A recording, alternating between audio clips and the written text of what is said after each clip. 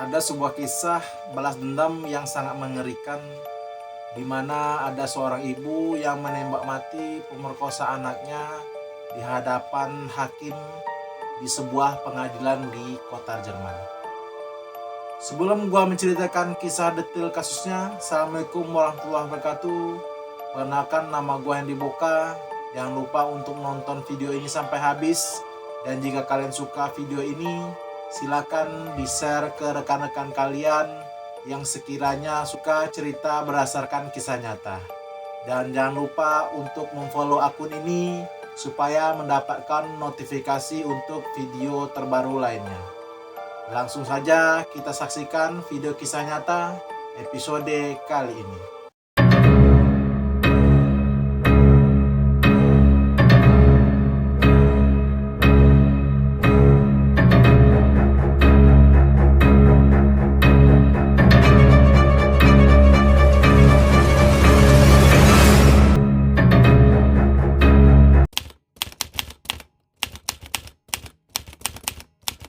Maren Bechmer yang lahir pada tanggal 3 Juni tahun 1950 menjadi terkenal di Jerman setelah dia menembak dan membunuh pembunuh putrinya di dalam aula pengadilan distrik Lübeck pada tahun 1981.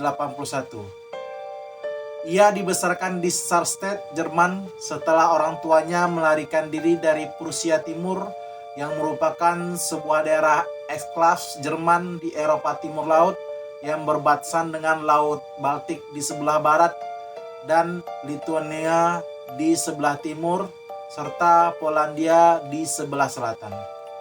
Ayahnya pernah menjadi anggota Waffen SS, yaitu pasukan elit Nazi yang anggotanya diambil dari barisan pengawal Hitler yang paling ditakuti di seluruh Eropa. Orang tuanya sendiri bercerai dan ibunya kemudian menikah lagi. Pada tahun 1966, pada usia 16 tahun, Marianne memiliki anak pertamanya yang dia serahkan untuk diadopsi saat masih kecil. Dia kemudian hamil lagi pada usia 18 tahun oleh pacarnya saat itu. Sesaat sebelum putrinya lahir, Marianne diperkosa dan anak keduanya juga diserahkan untuk diadopsi saat masih bayi. Pada tahun 1973, putri ketiganya Anna lahir. Setelah Anna lahir, Marianne menjalani operasi tubektomi dan dia membesarkan Anna sendirian sebagai orang tua tunggal. Kehidupan ekonomi Marianne juga sulit dan dia harus bekerja di bar untuk mencari nafkah. Setelah kematian Anna, sangat mengguncang Marianne yang merupakan single parents. Kehidupan wanita itu pun sudah penuh perjuangan sebelum tragedi ini.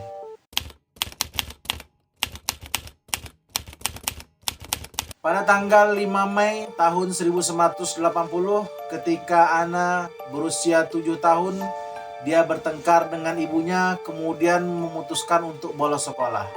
Anna kemudian diculik oleh Klaus Grabowski yang merupakan tetangganya.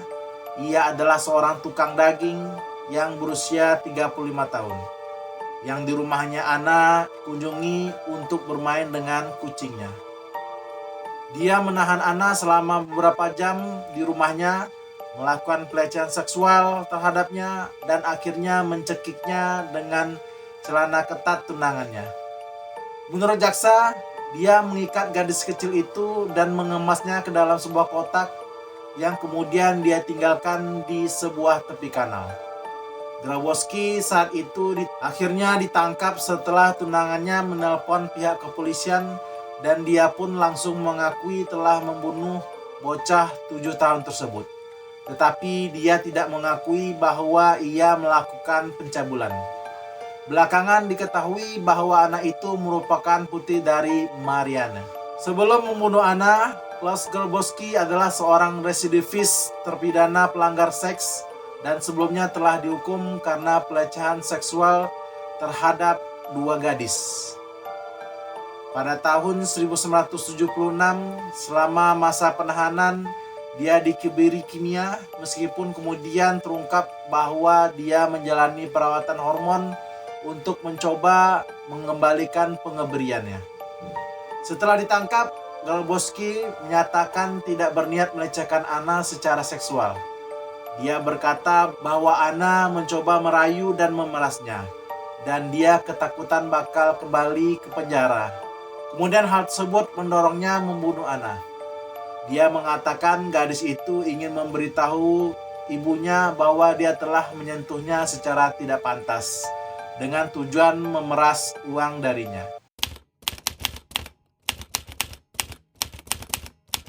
Pada sidang-sidang sebelumnya, Grabowski membantah tuduhan pencabulan, tetapi menyebar isu bahwa ia diancam oleh Anna.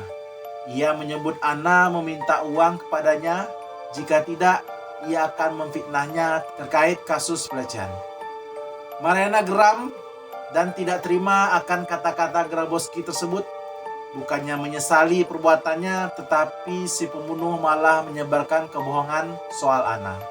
Dan akhirnya pada tanggal 6 Maret tahun 1981, di hari ketiga persidangan, Mariana menyelundupkan pistol tipe Beretta 70 ke ruang sidang pengadilan sidang Lubech dan menembak dari belakang pembunuh anaknya, yaitu Klaus Grabowski.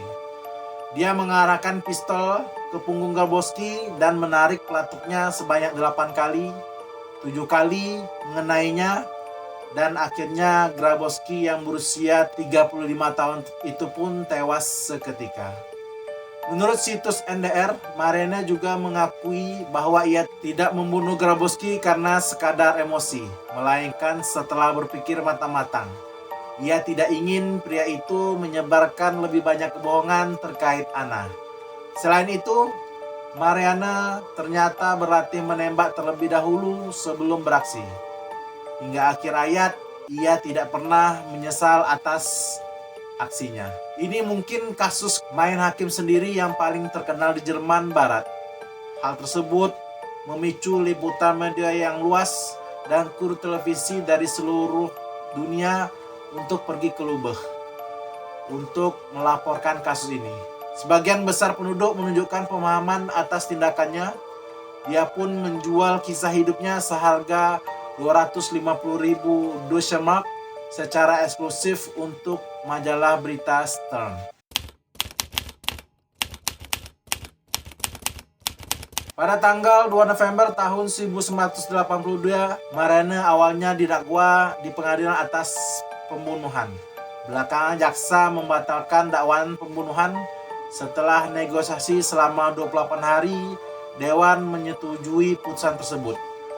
4 bulan setelah persidangan, dia dinyatakan bersalah dan pada tanggal 2 Maret 1983 oleh Kamar Pengadilan Sirkuit dari Pengadilan Distrik Lubech atas pembunuhan tersebut, dia dijatuhi hukuman 6 tahun penjara karena kepemilikan senjata api yang tidak sah, tetapi kemudian dia dibebaskan setelah menjalani hukuman 3 tahun. Setelah keluar penjara, Mariana menikah pada tahun 1985 dan pada tahun 1988 dia pindah ke Lagos, Nigeria dengan suaminya seorang guru. Mereka tinggal di kamp Jerman tempat suaminya mengajar di sekolah Jerman. Mereka bercerai pada tahun 1990 dan dia pun pindah ke Sisilia, Palermo, Italia. Dia diagnosis menderita kanker di Sisilia dan kemudian kembali ke Jerman. Pada tanggal 17 September tahun 1996, dia meninggal pada usia 46 tahun karena kanker pankreas di sebuah rumah sakit di Lubech. Sebenarnya keinginannya untuk mati di rumah angkatnya di Palermo. Sebelum kematiannya, dia meminta reporter NDR Lukas Maria Bohmer untuk menemaninya dan memfilmkan tahap terakhir hidupnya. Dia dimakamkan di kuburan yang sama dengan putrinya Anna di kuburan di Lubech, Jerman. Terima kasih telah menonton video ini. Jangan lupa untuk menonton video lainnya. Salam.